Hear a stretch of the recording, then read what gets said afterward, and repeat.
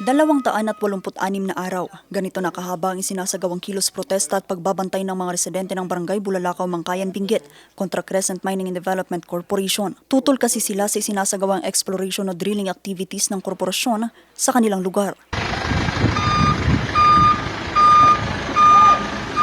Sa videong ibinahagi ng mga residente sa lugar, kita ang tila bayanihan ng mga residente sa pagharang sa mga dalang kagamitan ng kumpanya. Kanilang inilalaban ang karapatan nila sa pangangalaga sa malaking bahagi ng ancestral land na maaapektuhan ng proyekto. Kung magkataon kasing magpatuloy ang proyekto, 534 na ektarya ng lupa na sakop ng 12 barangay ang itinuturing na parte ng ancestral domain ng bayan. Ano sa naman i-transfer iman? Tanay na barikadaan. Paliwanag ng Crescent Mining and Development Corporation, hindi aktwal na pagmimina kundi isang exploration o drilling lamang. Gayon pa man, bago magsimula ang operasyon, dapat munang magkaroon ng kumpanya ng Free, Prior and Informed Consent o FPIC sa indigenous communities, alinsunod na rin sa pamantayan ng National Commission on Indigenous People. Sa dokumentong hawak ng Crescent Mining and Development Corporation, lumalabas na 7 sa mga barangay ang pabor para sa exploration activity ng kumpanya. Kabilang na dito ang Barangay Budbud, Kabitan, Kulalo, Paco, Poblasyon, Sapid at Tabiyo. The Commission and Bank asked those who voted for no why they voted for no.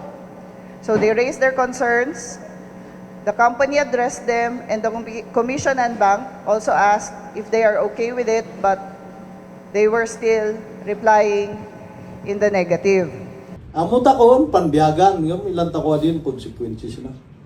So nag-issue mo iman di national government si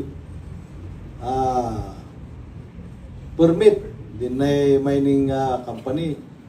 No nila din umili at respetaran tako ni ngam siya ron di wala nan manglayat iban. Nung tako kumbinsaron na nung tako makita pin na. Wala na tako iban.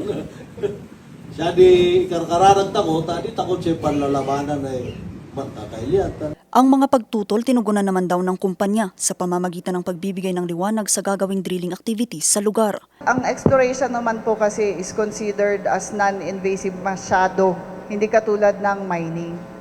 So kasama po talaga yon sa exploration activities, and dun po yung pag-establish ng baseline ng biodiversity, ng lahat ng aspeto ng environment.